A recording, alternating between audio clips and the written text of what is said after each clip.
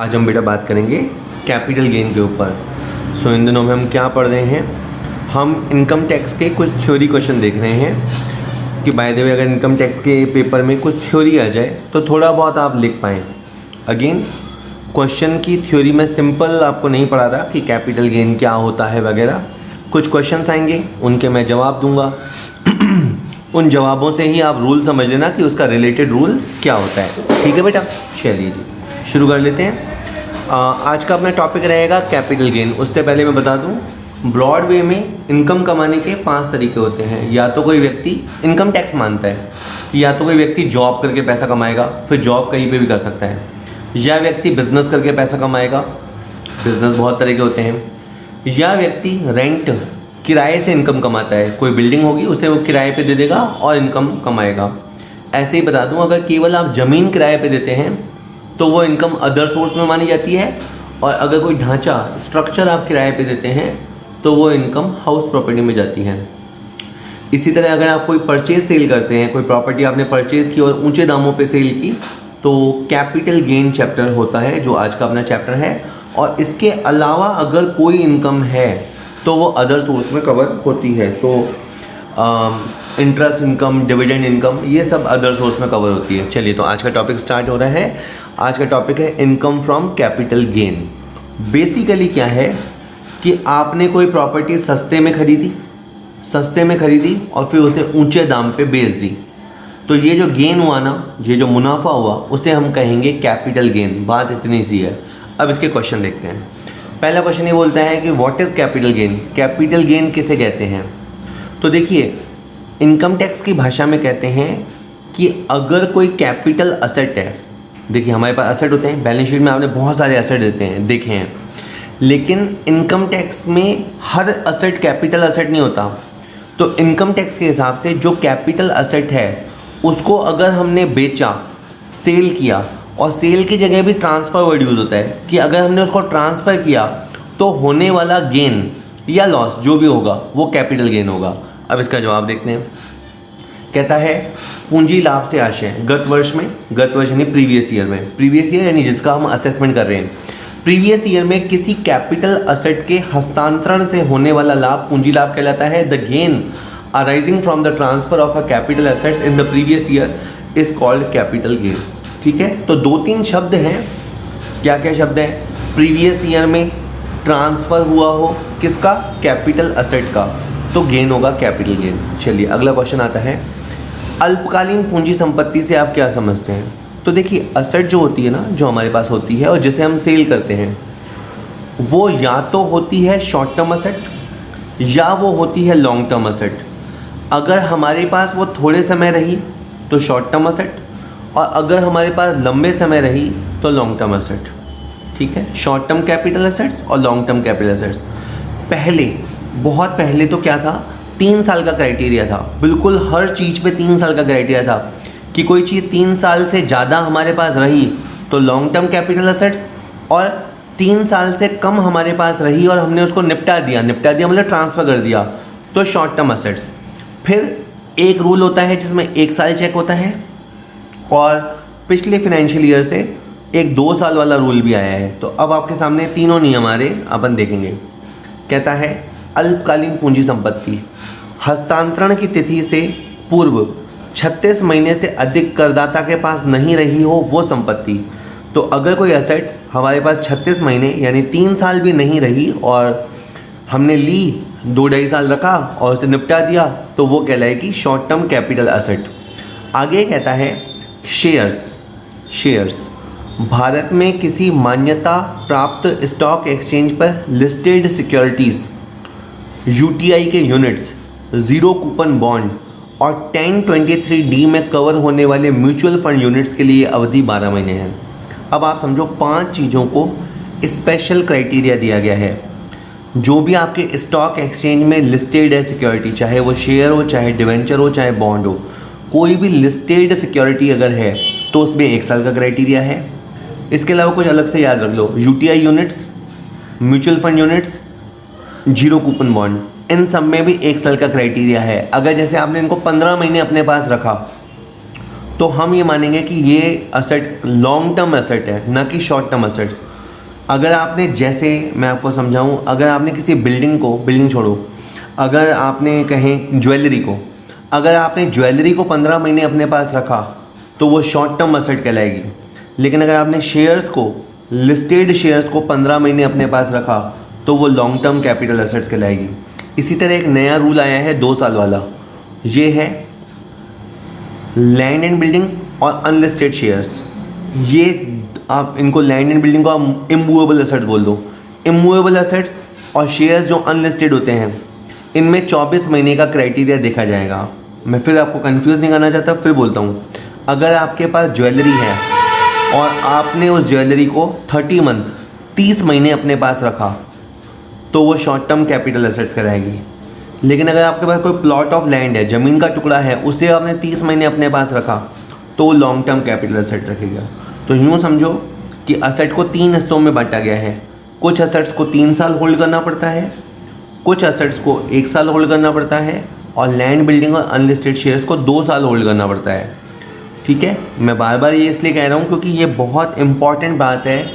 क्योंकि असेट अगर short term हुई तो जो गेन होगा वो शॉर्ट टर्म होगा, और असेट अगर लॉन्ग टर्म हुई तो जो गेन होगा वो लॉन्ग टर्म गेन होगा। इसलिए इसका क्राइटेरिया या इसका इसको डिस्टिंग्विश करना बहुत ज़रूरी है। ठीक है, चलिए अगला क्वेश्चन आता है। वेल, अब ये तो क्वेश्चन बोरिंग ही है कि what is long term capital assets. तो एक तरह से हमने आंसर कर दिया कि अगर आपने किसी असेट्स को 3 साल, 1 साल या 2 साल, जैसा मामला हो, उससे ज़्यादा समय आपने होल्ड कर लिया तो वो लॉन्ग टर्म कैपिटल असेट्स कहलाएगी।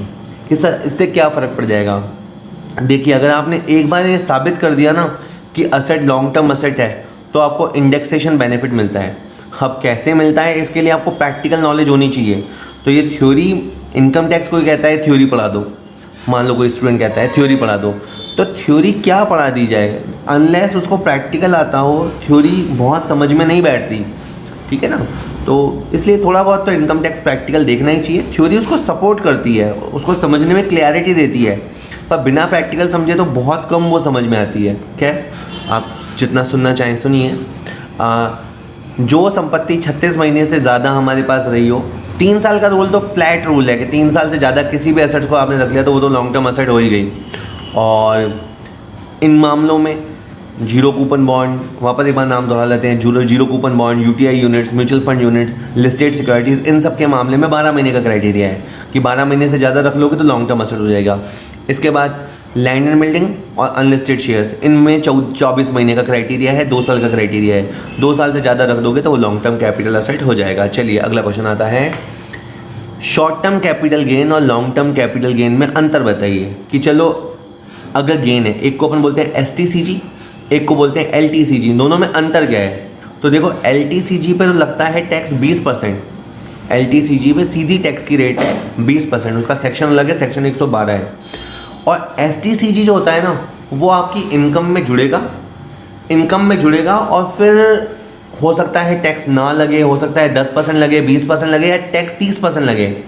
वो इस पर डिपेंड करता है कि टैक्स पेयर किस स्लैब में आता है। ओके, मैं फिर बोलता हूँ, LTCG पे आपको सीधा ही 20% टैक्स देना होता है, बात ख़त्म, no if no but only जट। जबकि STCG जो होता है वो आपकी इनकम में जोड़ा जाता है, जो आपकी ग्रॉस इनकम निकलती है, GTI बोलते हैं, उसमें जोड़ा जाता है। और फिर सेक्शन 51AB लगेगा और फिर वो उसमें कभी टैक्स लगता है, कभी नहीं लगता, 0 भी लग सकता है, 30 भी लग सकता है। तो वो डिपेंड करता है कि आप किस स्लैब से बिलोंग करते हो। ठीक है, ये एक बात हो गई। आगे और सुन लेते हैं। किन्हीं 2 संपत्तियों के उदाहरण दीजिए जिनको कैपिटल असेट्स नहीं माना जाता। Give any 2 example of such assets which are not treated as capital assets. देखो, हम अकाउंट्स की दुनिया से हैं जनरली, तो बैलेंस शीट में हमने बहुत सारी असेट्स देखी हुई हैं, लेकिन फिर बोल देता हूँ, इनकम टैक्स की नज़र में हर असेट्स कैपिटल असेट नहीं होता। उसका सबसे बेहतरीन एग्जाम्पल है स्टॉक। आपकी बैलेंस शीट में स्टॉक होता है, स्टॉक वही जिसका आप कारोबार करते हैं, तो वो कैपिटल असेट्स नहीं होता।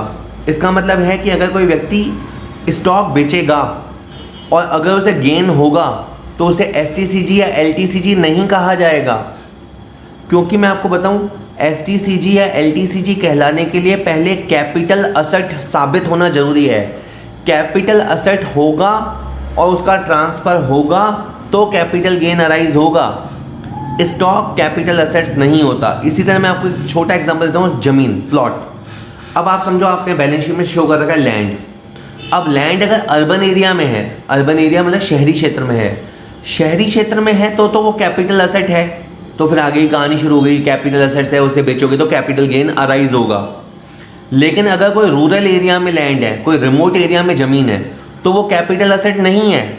बैलेंस शीट के पॉइंट ऑफ व्यू से असेट्स है, लेकिन वो इनकम टैक्स के पॉइंट ऑफ व्यू से कैपिटल असेट्स नहीं है। तो उसको अगर आप डिस्पोज करोगे, निपटाओगे, तो फिर कोई कैपिटल गेन अट्रैक्ट नहीं होगा।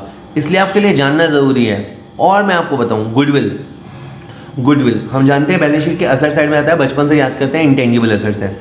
अब गुडविल में दो तरह की गुडविल मानी जाती है, एक होती है गुडविल ऑफ बिजनेस और एक होती है गुडविल ऑफ प्रोफेशन। अब जो बिजनेस की गुडविल है वो कैपिटल असेट्स कैटेगरी में आती है, कैपिटल गेन अट्रैक्ट हो सकता है। लेकिन जो प्रोफेशन की गुडविल होती है वो कैपिटल असेट्स नहीं होती। तो बातों बातों में मैंने तुम्हें 3 एग्जाम्पल दिए। एक तो एग्जाम्पल दिया मैंने स्टॉक, एक मैंने आपको बताया बेटा जी rural plot of land, rural area plot of land. फिर रूरल का डेफिनेशन देखना होता है, उसमें म्यूनसिपलिटी एरिया का क्राइटेरिया होता है, वो तो आप जितना डीप डाइव करोगे उतना से अच्छा समझोगे। और तीसरा मैंने बताया प्रोफेशन गुडविल। उसके अलावा देखें कुछ बताता है क्या, ये आया आपके सामने एक, हाँ ये बहुत अच्छा पॉइंट है, second point, movable property held for domestic use. Imagine करो आपके घर पे एक स्कूटर रखा हुआ है, घर पे रखा हुआ था स्कूटर या मोटर बाइक या बाइक रखी हुई थी, उसको आपने बेच दिया, तो क्या कैपिटल गेन अट्रैक्ट होगा? Answer is no. जो भी चीज़ हमने पर्सनली हेल्ड कर रखी होती है ना, डोमेस्टिक यूज़ के लिए रखी है घर में, जैसे मान लो फ्रिज है, सोफ़ा है, कूलर है, एसी है, उनमें से आप किसी को भी बेचोगे ना तो कैपिटल गेन अट्रैक्ट नहीं होगा, क्योंकि ये कैपिटल असेट के डेफिनेशन से कवर नहीं होते। तो ऐसी असेट जो हमने डोमेस्टिक यूज़ के लिए रख रखी है वो कैपिटल गेन नहीं होता। इसी तरह से एक सीरीज़ आप याद रख लो, 6.5% गोल्ड बॉन्ड 1977 की सीरीज़, 7% गोल्ड बॉन्ड 1980 की सीरीज़, और इसके अलावा लिखा हुआ है राष्ट्रीय सुरक्षा स्वर्ण बॉन्ड 1980A। ठीक है, तो आप गोल्ड बॉन्ड वर्ड याद रख लीजिए, 6.5% गोल्ड बॉन्ड और 7% गोल्ड बॉन्ड, ये कैपिटल असेट्स के डेफिनेशन में नहीं आते। और जो कैपिटल असेट्स नहीं है वो फिर कैपिटल गेन भी अट्रैक्ट नहीं करेगा। चलिए आगे सुन लेते हैं। Which agriculture land is a capital assets. तो कौन सी ज़मीन ऐसी है जो कृषि वाली है और उसे कैपिटल असेट्स मानेंगे? तो देखिए, जो एग्रीकल्चर लैंड शहरी क्षेत्र में होगी, जो एग्रीकल्चर लैंड शहरी क्षेत्र में होगी वो कैपिटल असेट्स होगी।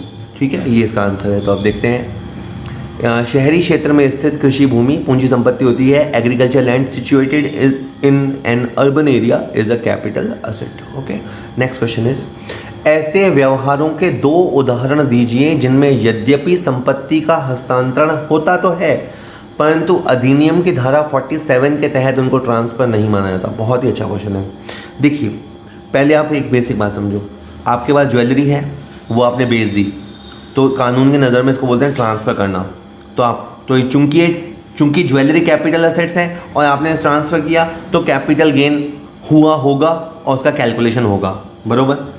यानी इसी तरह मान लो आपकी मोटर कार है, बिज़नेस में काम आती थी, मोटर कार बिज़नेस में काम आती थी और उसका एक्सीडेंट हो गया तो, और बीमा कंपनी से आपको दावा मिला, तो हम ये मानते हैं कि एक तरह से हमने मोटर कार बीमा कंपनी को बेच दी, उसे भी ट्रांसफ़र ऑफ एसेट्स में माना जाता है। देखिए, कैपिटल गेन चैप्टर को अट्रैक्ट करने के लिए ये ज़रूरी है कि ट्रांसफ़र शब्द साबित हो, ट्रांसफ़र साबित होना चाहिए। अब यूँ समझो कि कोई एक बाप मरा, हाँ, कोई पिताजी थे वो चल बसे और जाते जाते विल कर गए, विल यानी वसीयत कर गए, और वसीयत कर गए वो प्रॉपर्टी अपनी औलाद को दे गए, तो असेट ट्रांसफ़र तो हुई, असेट ट्रांसफ़र तो हुई, लेकिन उसे सेक्शन 47 के तहत ट्रांसफ़र नहीं माना जाता। इसी तरह एक होता है होल्डिंग कंपनी, सब्सिडियरी कंपनी। आप जानते हैं कि किसी कंपनी के 50% से ज़्यादा इक्विटी शेयर दूसरी कंपनी के पास हो तो जिसके पास होते हैं वो होल्डिंग कंपनी होती है, और जिस कंपनी के शेयर खरीदे जाते हैं वो सब्सिडियरी कंपनी होते हैं, ये बात आप जानते हो। तो अगर होल्डिंग कंपनी अपनी कोई असेट सब्सिडियरी को देती है या सब्सिडियरी कंपनी अपनी कोई असेट होल्डिंग कंपनी को देती है तो उसे ट्रांसफ़र नहीं माना जाता। ठीक है, इसी तरह अगर कोई एक व्यक्ति दूसरे व्यक्ति को गिफ्ट करता है कोई प्रॉपर्टी, तो उसे कैपिटल असेट्स नहीं माना जाता। हालांकि उस पर फिर इनकम फ्रॉम अदर सोर्स का एक चैप्टर अट्रैक्ट करता है। अभी आप इसमें ये मान लो कि अगर मान लो मैंने कोई प्रॉपर्टी किसी मेरे दोस्त को या किसी को दे दी, तो ट्रांसफ़र हुआ है, ऐसे आप आम भाषा में ट्रांसफ़र बोलेंगे, लेकिन ये इनकम टैक्स का सेक्शन 47 वाला ट्रांसफ़र नहीं मानेंगे। और कि सर आप ट्रांसफ़र शब्द के पीछे क्यों पड़ गए? अगर साबित हो गया कि ये ट्रांसफ़र नहीं है तो फिर कैपिटल गेन भी अट्रैक्ट नहीं होगा। ठीक है, चलिए सुन लेते हैं। और इससे पहले एक नियम ये है कि हिंदू अनडिवाइडेड फैमिली, HUF जिसको बोलते हैं, मान लीजिए कोई एक HUF है, HUF में यूँ समझो एक पुश्तैनी एसेट्स होते हैं, एंसेस्ट्रियल एसेट्स होते हैं। अगर उन एसेट्स का पार्टली या फुल्ली डिवीज़न होता है, उन संपत्तियों का बंटवारा होता है, तो प्रॉपर्टी HUF से निकल के जो उसके को पार्टनर होते हैं और जो मेंबर्स होते हैं उनके हाथ में आ जाती है। सिंपल, HUF होता है, HUF के अंदर एक को पार्टनर होता है और मेंबर होते हैं। तो किसी HUF का अगर विघटन हो गया, डिसोल्यूशन हो गया, डिसॉल्व हो गई और प्रॉपर्टी HUF से निकल के परिवारजनों को मिल गई, तो ये ट्रांसफ़र वैसे तो है पर इसे सेक्शन 47 के तहत ट्रांसफ़र नहीं माना जाता। इसी तरह गिफ्ट कर देने पर, विल यानी वसीयत करके जाने पर, या इररिवोकेबल ट्रांसफ़र अगर होते हैं किसी ट्रस्ट को बनाकर, कोई आप प्रॉपर्टी किसी को देते हैं, तो वो सब ट्रांसफ़र के डेफिनेशन से बाहर है। इसी तरह अगर एक होल्डिंग कंपनी अपनी सब्सिडियरी कंपनी को या सब्सिडियरी कंपनी अगर होल्डिंग कंपनी को असेट देते हैं तो उसे ट्रांसफ़र नहीं माना जाता। चलिए और सुनिए, अगला क्वेश्चन है, अधिकार अंशों को प्राप्त करने की लागत किस प्रकार निर्धारित की जाती है? How is the cost of acquisition of right share determined? देखो पहले आप समझ लो राइट शेयर क्या होते हैं। जैसे एक व्यक्ति है, उसका नाम है X, ठीक है, और ये भी मान लेते हैं कि X रिलायंस कंपनी का शेयर होल्डर है, ठीक है। फिर रिलायंस कंपनी ने वर्ष 2020 में कहा कि कुछ शेयर्स हम और देना चाहते हैं और ये शेयर्स हम पहले पुराने शेयर होल्डर्स को ऑफ़र करेंगे। पुराने शेयर होल्डर्स को उन्हें लेने का हक होगा, वो अगर नहीं लेंगे तो हम किसी और को देंगे। इसका मतलब क्या है कि X को एक तरह का प्रिविलेज दिया गया कि चूंकि वो पुराना शेयर होल्डर है, तो अगर रिलायंस कंपनी अगर शेयर निकालेगी तो पहले वो ले पाएगा। ऐसे शेयर्स को बोलते हैं राइट शेयर्स। तो मान लो राइट शेयर्स उन्होंने रिलायंस कंपनी ने निकाला, मान लेते हैं 240 रुपये के भाव पे, और इसने 240 रुपये के भाव से ख़रीद लिया, तो कॉस्ट ऑफ परचेजिंग जो होगी वो हो जाएगी। सीन 2, X जो है जिसकी मैंने बात करी, वो रिलायंस कंपनी का शेयर होल्डर नहीं है, लेकिन X का एक दोस्त है Y रिलायंस कंपनी का शेयर होल्डर है, और रिलायंस कंपनी ने ऑफ़र दिया किसको? Y को, कि शेयर्स लेना चाहो तो ले लो। मान लो Y इंटरेस्टेड नहीं है, 240 रुपये सस्ता भाव है पर वो इंटरेस्टेड नहीं है, तो Y ने हमें यानी X को आके कहा कि X आप शेयर्स परचेज कर लो, अगर आप मुझे 10 रुपये दे दो तो मैं राइट आपको दे देता हूँ। तो सीन ये है कि X ने 10 रुपये तो दिए Y को, कि सर हम तो कन्फ्यूज़ हो गए। X ने 10 रुपये तो दिए Y को और 240 रुपये दिए रिलायंस कंपनी को, तो राइट अंशों की लागत हो गई 250 रुपये।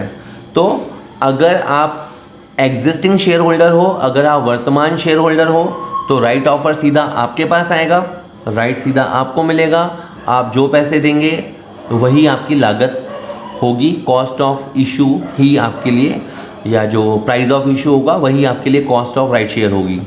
लेकिन अगर आप एग्जिस्टिंग शेयर होल्डर नहीं हैं, अगर आपने ये राइट किसी और से ख़रीदा है, तो प्रेजेंट होल्डर को जो आपने पैसे दिए हैं या जो राइट होल्डर को आपने पैसे दिए हैं वो, और इस कंपनी को तो जो आप पैसे देंगे वो, ये दोनों मिला के आपकी cost of right share decide होगी। यही सारी बातें इधर लिखी हुई है। देयर आर 2 केसेस अधिकार अंशों को प्राप्त करने की लागत। केस 1 में यदि जिसकी बात चल रही है उसको अपन असेसी बोल देते हैं। यदि असेसी किसी अधिकार के फलस्वरूप खुद के हक के चलते फिनेंशियल एसेट्स यानी शेयर को प्राप्त करता है, तो शेयर्स को पाने के लिए वो जो भुगतान करेगा वो होगी कॉस्ट ऑफ अक्वायरिंग। सीन 2 कहाँ गया? सीन 2, हाँ, और अगर उसने ये राइट किसी वाई पर्सन से ख़रीदा है तो फिर कैसे जोड़ेंगे कि उसने राइट को पाने के लिए जो पैसे दिए वो, और इसके अलावा जो इशूअर कंपनी है उसको जो पैसे दिए वो, उन दोनों को जोड़ दिया जाएगा। चलो आगे सुन लो। बोनस अंशों को प्राप्त करने की लागत किस प्रकार निर्धारित की जाएगी यदि ये अंश करदाता को 1 अप्रैल 2001 के पहले ही आवंटित कर दिए गए हों। ओके, आराम से सुनिए। बोनस शेयर क्या होते हैं? फ्री में मिलते हैं, और जो चीज़ फ्री में मिलेगी तो उसकी कॉस्ट क्या मानी जाती है? 0।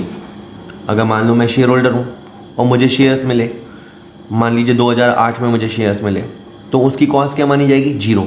लेकिन मान लो कि अगर मुझे जो बोनस शेयर हैं वो 2008 के बदले 1998 में मिल गए थे, यानी बेसिकली 1 अप्रैल 2001, ये बीच की एक कट ऑफ डेट है, 1 अप्रैल 2001 कट ऑफ डेट है, इससे पहले अगर मिल गए थे तो फिर इन अंशों का जो उस समय का बाज़ार मूल्य है उसे कॉस्ट ऑफ शेयर माना जाएगा।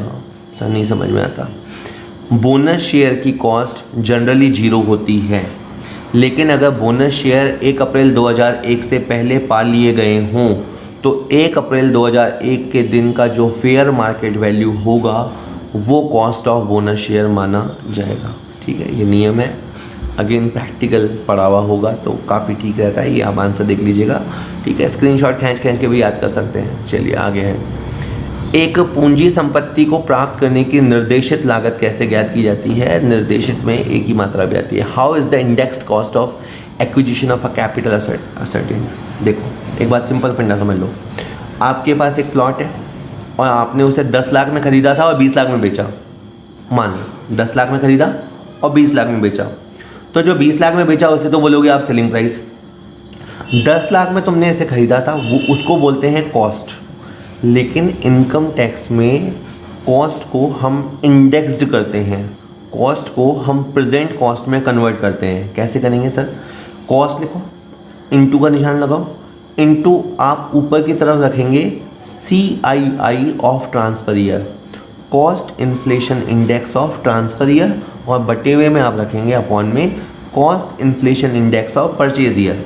10 लाख रुपए ज़मीन की कीमत लिखो, इनटू जो अभी कॉस्ट इन्फ्लेशन इंडेक्स चल रहा है, अभी मतलब जो आपका ट्रांसफ़र ईयर है, जिस ईयर में आपने उसे बेचा है उसका इन्फ्लेशन इंडेक्स एग्जाम में गिवन होगा, वो लिख दो, और नीचे जो परचेज ईयर का इन्फ्लेशन इंडेक्स है वो लिख दो। ठीक है, आप फॉर्मूला याद करके जाना। कैसे करेंगे बेटा जी?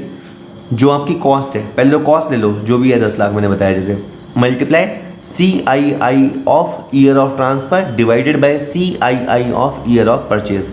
CII का मतलब है कॉस्ट इन्फ्लेशन इंडेक्स। जो पहला है 2001-2 का वो 100 है, लेटेस्ट वाला 280 है। ये दो तो आपको याद रख के जाने हैं, और बाकी जो बीच के होते हैं वो क्वेश्चन में दिए हुए होते हैं। ठीक है, चलिए। वे कौन सी संपत्तियां हैं जिनके संबंध में कोई करदाता 1 अप्रैल 2001 के बाजार मूल्य को प्राप्त करने की लागत मानने संबंधी विकल्प को नहीं अपना सकता? What are those assets in respect of which the assessee cannot exercise the option of taking the fair market value of, ये 1 अप्रैल 2001 के ऊपर, as the cost of acquisition? Okay, पहले आप ये समझो। जैसे आप जब अपनी कॉस्ट दिखाते हैं ना, ठीक है, जैसे आपकी रियल कॉस्ट है 5 लाख और 1 अप्रैल 2001 की फेयर मार्केट वैल्यू है 6 लाख, तो आपको एक ऑप्शन मिलता है कि आप अपनी एक्चुअल कॉस्ट को दिखा दो या आप अपनी फेयर मार्केट वैल्यू को दिखा दो। यानी आप चाहें तो अपनी एक्चुअल कॉस्ट का इंडेक्सेशन करवा लें, और अगर आपको फ़ायदा लगता है तो फेयर मार्केट वैल्यू का इंडेक्सेशन करवा लें, यानी ऑप्शन मिलता है। लेकिन 2-3 मामले ऐसे हैं जब आपको ये ऑप्शन नहीं मिलता। मेन आप याद रखो, जो इंटेंजिबल एसेट्स होती हैं उसमें आपको ये जो सिलेक्शन वाला ऑप्शन है वो नहीं मिलता, फेयर मार्केट वैल्यू वाला ऑप्शन आपको नहीं मिलता। इसी तरह वो असेट जो डेप्रिसिएबल होती हैं वैसे भी उनका तो रूल ही अलग है, उनमें भी आपको फेयर मार्केट वैल्यू के चुनाव का ऑप्शन नहीं मिलता। कैपिटल गेन पे मैंने 4-5 वीडियोस डाली हुई हैं, आप उनको देखेंगे तो डेफिनेट आपको फ़ायदा करेंगी। बाकी तो पढ़ाई के साथ ऐसा है कि जितना पढ़ो उतना फ़ायदा मिलता है। तो आपका इंटरेस्ट अगर हो, अगर आपको पास ही करना है तो थोड़ा बहुत सुन लो, कुछ बड़ा करना है, अच्छा करना है तो अच्छे से वीडियो सुनो। और अच्छे से वीडियो क्या सुनो, अच्छे से पढ़ाई करो। ये वीडियो तो केवल एक आपको एक रफ आइडिया देते हैं, बाकी तो असली पढ़ाई तो एग्जाम्पल्स और क्वेश्चन लगाने से ही होती है। उनको आप करेंगे, मैं मान लेता हूँ आप पढ़ाई करेंगे। चलिए, कहता है कि ऐसी असेट जिन पे छूट प्राप्त होती है, जो हास होता है ना, डेप्रिसिएशन, तो ऐसी असेट्स जो डेप्रिसिएबल नेचर की होती हैं उनके संबंध में आप फेयर मार्केट वैल्यू को एज एन ऑप्शन नहीं ले सकते। इसी तरह जो बिजनेस की गुडविल है, ट्रेडमार्क है, ब्रांड नेम है, टेनेंसी राइट है, हैंडलूम आवर्स है, रूटीन परमिट है, किसी वस्तु की प्रोसेसिंग, मैन्युफैक्चरिंग, प्रोडक्शन करने के लिए या ऑपरेट करने के लिए आपको कोई फ्रेंचाइजी वगैरह मिली हो, तो इस केस में आप फेयर मार्केट वैल्यू को ऑप्शन में नहीं ले सकते। जनरली कोई असेट अगर अप्रैल 2001 से पहले हमने ख़रीद ली होती है तो हम एक्चुअल कॉस्ट या फेयर मार्केट वैल्यू में जो हमें सूट करे, ज़्यादा वाला हमें सूट करता है, उसे हम ले सकते हैं। लेकिन डेप्रिसिएबल असेट्स के केस में और ये जो इंटेंजिबल असेट्स जिनमें कुछ एग्जांपल अपन ने पढ़े, इस केस में आप फेयर मार्केट वैल्यू ऑप्शन नहीं ले सकते। चलिए और सुन लेते हैं। ऐसी 4 सेल्फ जनरेटेड असेट्स का नाम बताइए जो कैपिटल गेन के लिए दायी हो। यानी कुछ एसेट्स ऐसी होती हैं जो सेल्फ जनरेट होती हैं, जैसे एक तो मैं गुडविल बता सकता हूँ, गुडविल परचेज भी होती है और सेल्फ जनरेटेड भी होती है। समय के साथ मेहनत करते हैं तो नाम हो जाता है, तो सेल्फ जनरेटेड गुडविल भी होती है।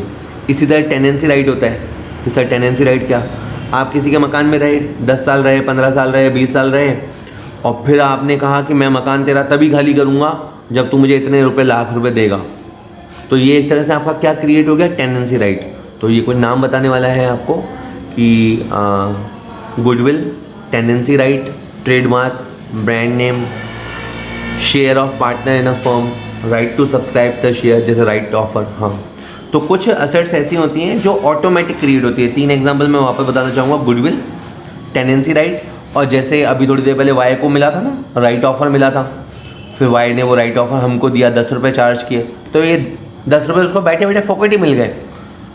उसने कुछ भी नहीं किया, he just get right from Reliance company, और उसने हमें 10 रुपये उसके लिए चार्ज किए। या आपने कोई ब्रांड डेवलप कर दिया या कोई ट्रेडमार्क डेवलप कर दिया, तो ऐसी सेल्फ जनरेटेड एसेट्स भी कैपिटल एसेट्स के डेफिनेशन में आती हैं, और अगर आप इनको निपटाओगे तो कैपिटल गेन अगर होगा तो टैक्स लगेगा।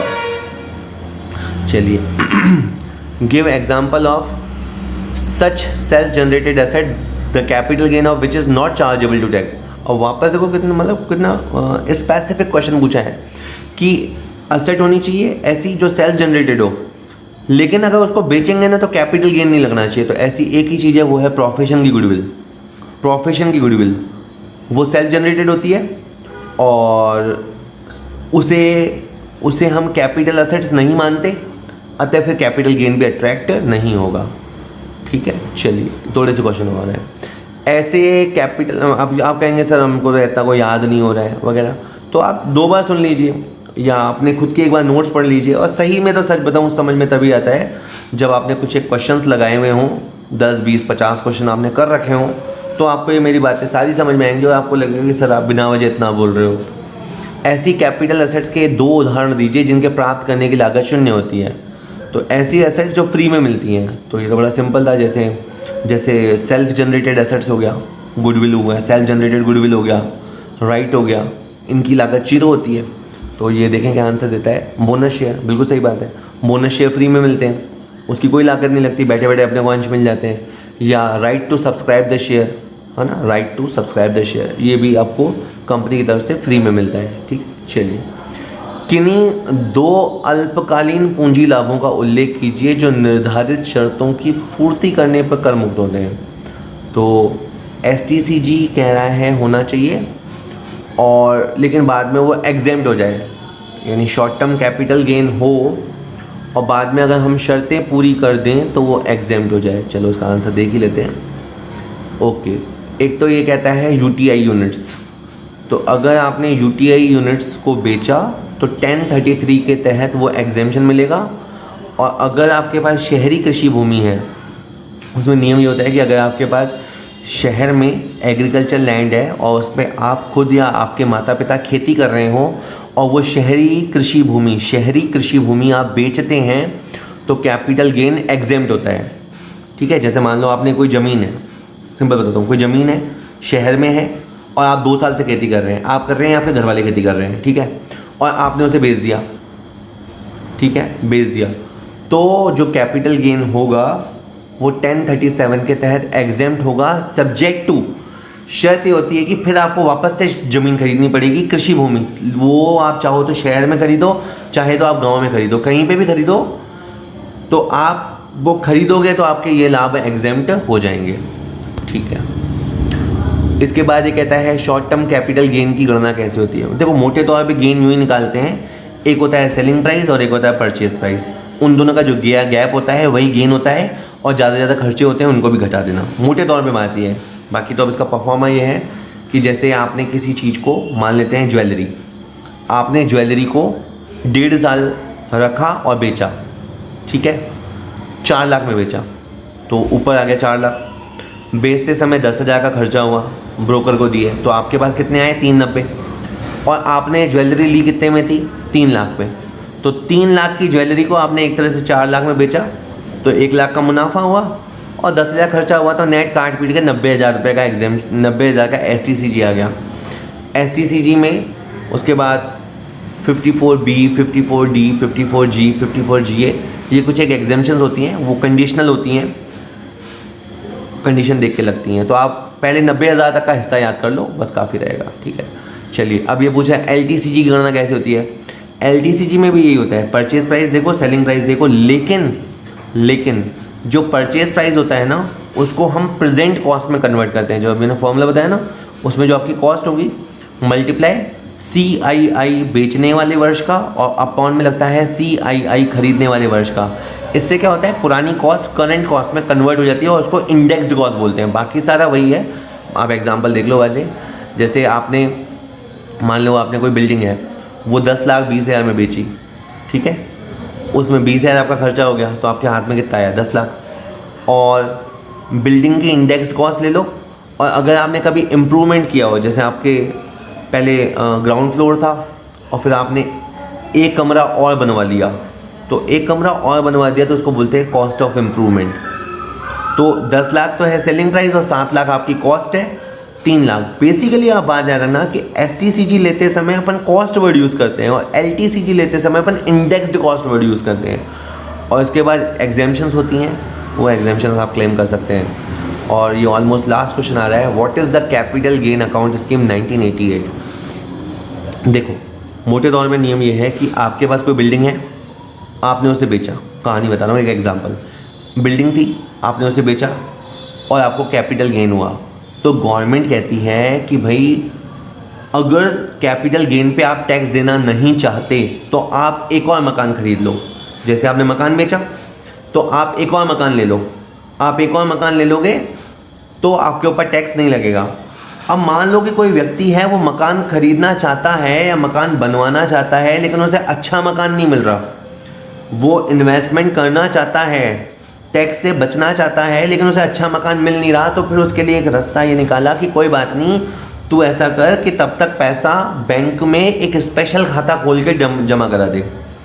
मतलब तू एक तरह से ये शपथ पत्र दे दे एक तरह से कि भाई अभी मुझे अच्छा मकान नहीं मिल रहा, मैं आगे जाके मकान खरीद लूँगा, जो एक पर्टिकुलर अवधि होती है 2 साल या 3 साल, उस अवधि में मैं मकान खरीद लूँगा, तब तक के लिए पैसा मैं अकाउंट में जमा करा देता हूँ। तो उस वजह से जो अकाउंट खुलवाया जाता है वो ये वाला अकाउंट होता है, कैपिटल गेन अकाउंट स्कीम 1988। चलो भारी हो गया आज का लेक्चर हमारे लिए। देखिए कहता है पूंजी लाभ का वह भाग जो करदाता ने मूल संपत्ति के हस्तांतरण की तिथि के पूर्व 1 वर्ष के भीतर नई संपत्ति के क्रय करने में प्रयोग नहीं किया हो, अथवा धारा 139 के अंतर्गत आय का नक्शा प्रस्तुत करने की निर्धारित तिथि से पूर्व नई संपत्ति को खरीदने अथवा बनवाने में नहीं किया हो, तो ITR भरने की तिथि से पहले वो बैंक में जमा करा सकता है। ओके, देखो बात केवल ये है कि आपके पास एक बिल्डिंग थी, आपने उसे बेचा तो आपका पैसा आया हुआ है, पैसा आया हुआ है ना, उस पैसे का क्या करना होता है मैं बताऊँ, बेचने से 1 साल पहले या बेचने के 2 साल बाद तक उस पैसे को आपको इस्तेमाल करना होता है। बेचने से 1 साल पहले या बेचने के 2 साल बाद तक उस पैसे का इस्तेमाल करना होता है, या बेचने के 3 साल बाद तक आपको कंस्ट्रक्शन करवाना होता है। अब अगर आपसे ये नहीं हो रहा या आपको लगता है कि इसमें तो टाइम लग जाएगा, तो आप क्या करो, पैसा बैंक में एक स्पेशल खाता खोल के जमा करवा दो कि सर कब करवा दो।